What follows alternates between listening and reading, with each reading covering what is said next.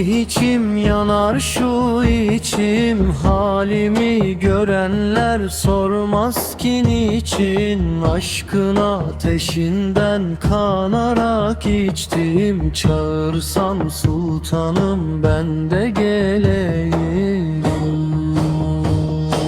Adana'da, Adana'da, Adana'da sultan varsam eşiğine, dayanmaz bu can. Ey Sofi sen de gel bu ateş ile yan, hasretim haznevim Muhammed Muhtar.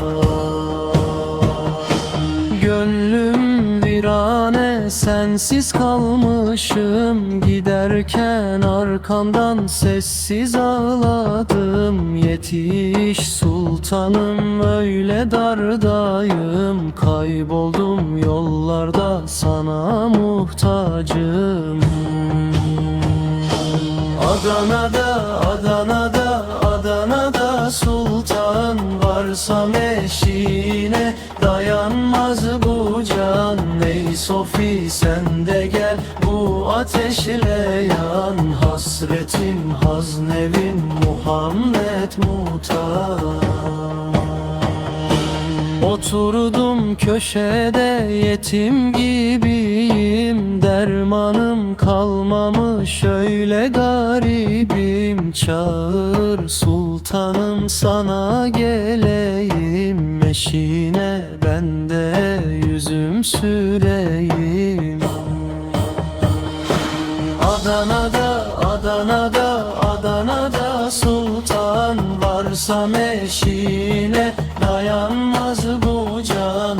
Ey Sofi sen de gel bu ateşle yan, hasretim haznevim Muhammed Muhtar.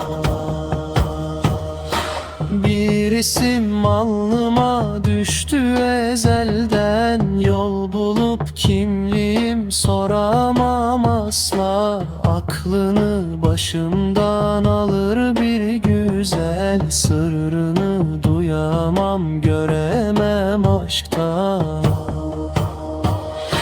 Telirfanda, telirfanda, telirfanda sultan varsam eşiğine, dayanmaz bu can.